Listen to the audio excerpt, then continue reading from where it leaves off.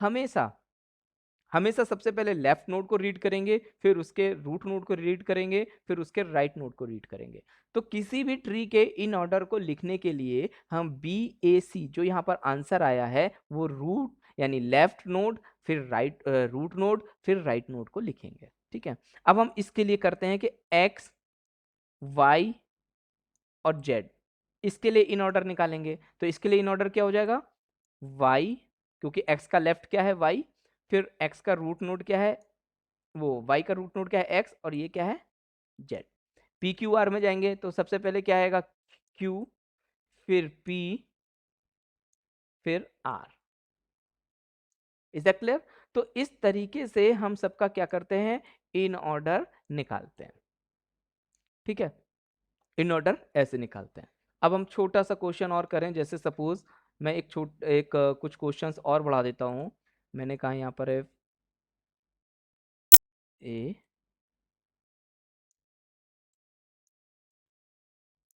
Q R S, ये अभी कोई सही बाइनरी नहीं है, एच। सर वर्तिका को इन कर लीजिए। ओके बेटा, आई,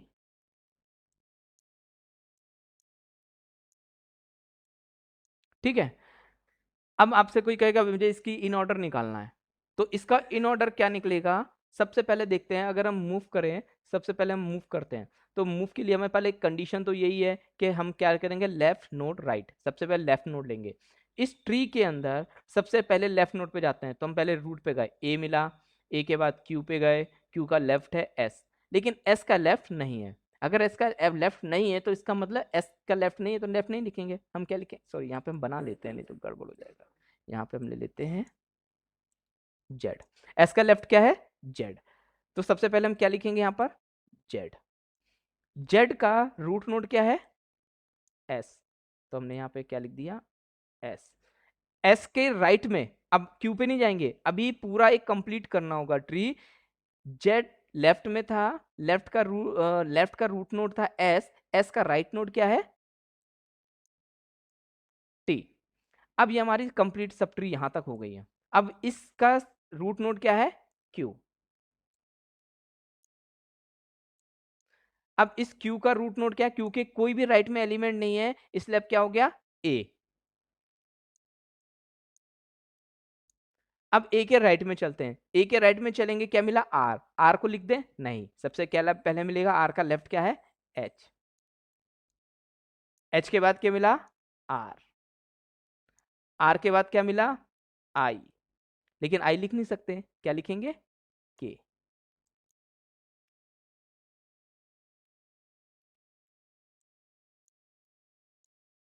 और के बाद क्या लिखेंगे आई।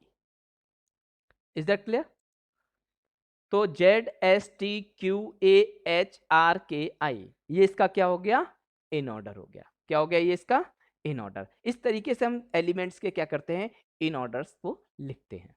ठीक है, मैं आपको एक छोटा सा क्वेश्चन अभी देता हूं और आपको उसका इन ऑर्डर मुझे बताना है। ठीक है, चलिए, मैं 5 मिनट लगेंगे आपको बनाना है, रैंडमली हम उसको करेंगे तो हमारे लिए इजी हो जाएगा।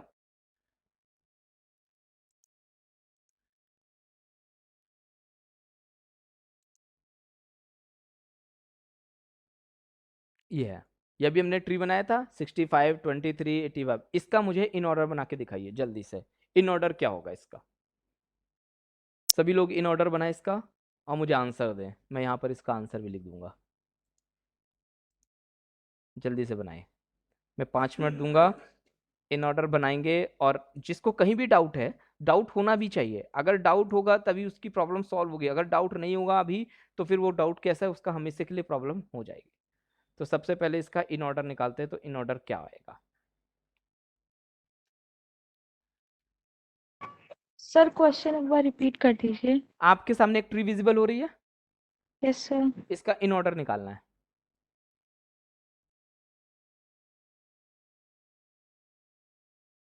क्वेश्चन आगे समझ में?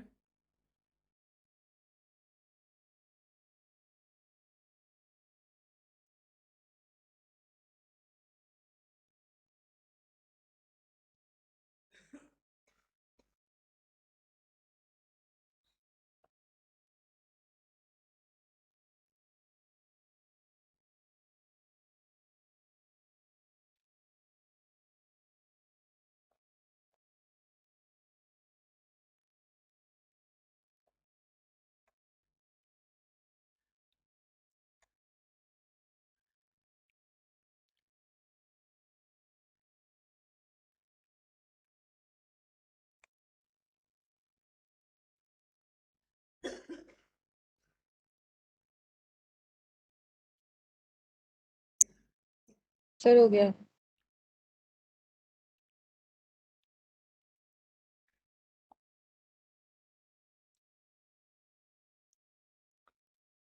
Answer is like that. Aadya, yes sir. अब कोई ऐसा स्टूडेंट जिसको ये समझ में नहीं आया कि आंसर कैसा आया?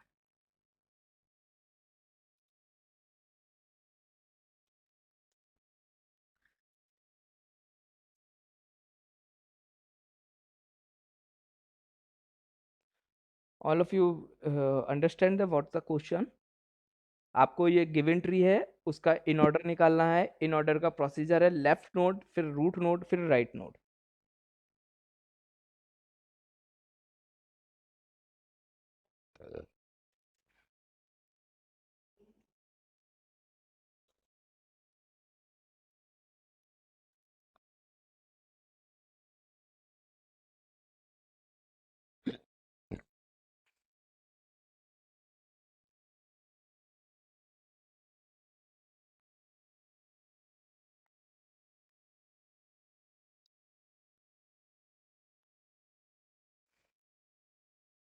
कोई और जिसने आंसर निकाला हो? Amisha, Ajit, yes sir. Sir आ निकाला गया। आंसर? आ गया? Yes. Yes yes sir. Sir. आनंद,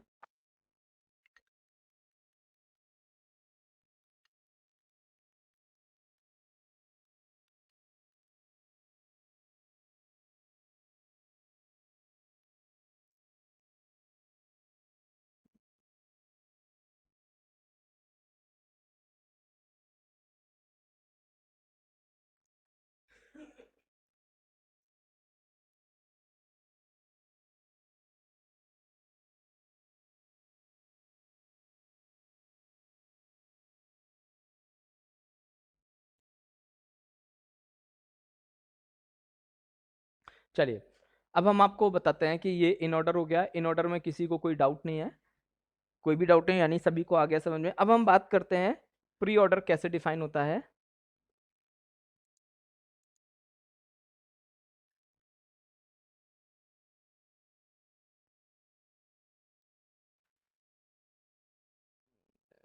सेंटी में चला गया,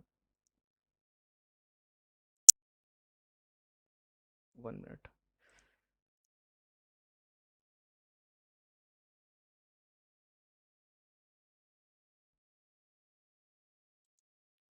मुझे फिर से बनाना पड़ेगा।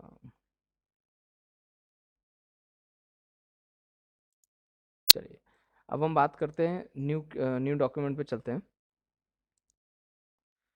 अभी हमने बात करी थी कि किस तरीके से इन ऑर्डर काम कर रहा था। अब हम बात करते हैं प्री ऑर्डर के बारे में। तो ये एक ट्री है, ये मैं एक ट्री बना देता हूँ। A B C, X Y Z P Q and R. अब मुझे इसका क्या निकालना है?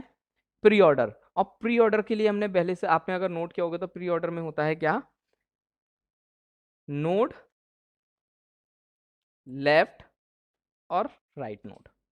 ये सबसे इजी होता है। आप जैसे ट्री को देखते हैं ना कि पहले रूट को पढ़ते हैं, फिर उसके लेफ्ट को पढ़ते हैं, फिर उसके राइट को पढ़ते हैं, इसी ऑर्डर में इसका आंसर निकलता है। तो इसका प्री ऑर्डर अगर हम बात करते हैं कि प्री ऑर्डर क्या होगा? प्री ऑर्डर,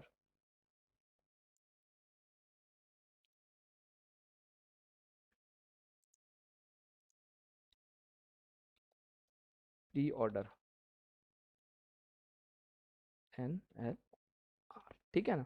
तो आंसर देखते हैं इस वाले ट्री का क्या होगा? इसमें सबसे पहले नोड क्या है? ए। तो सबसे पहले हम यहाँ पर क्या लिखेंगे? ए।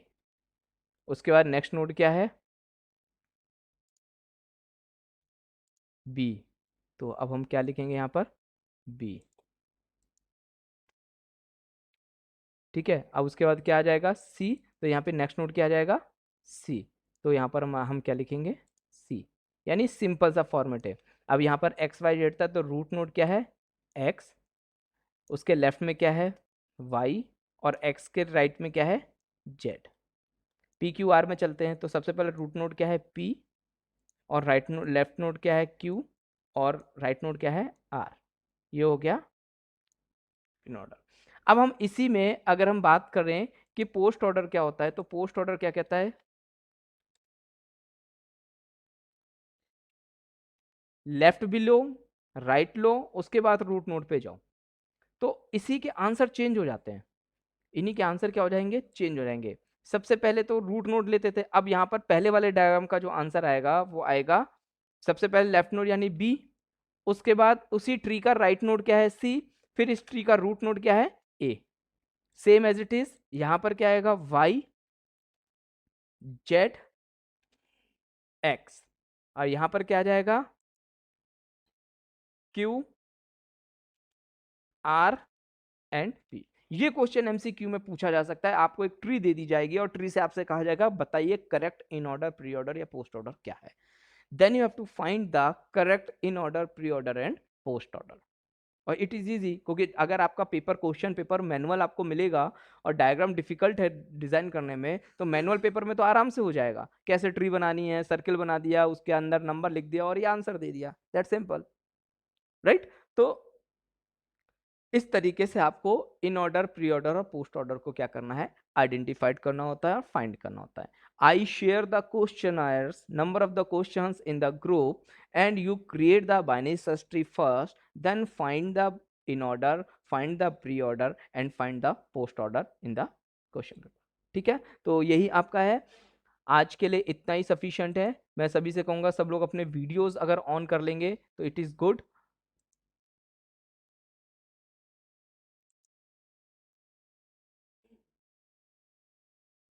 जो भी पॉसिबिलिटीज हो सकती है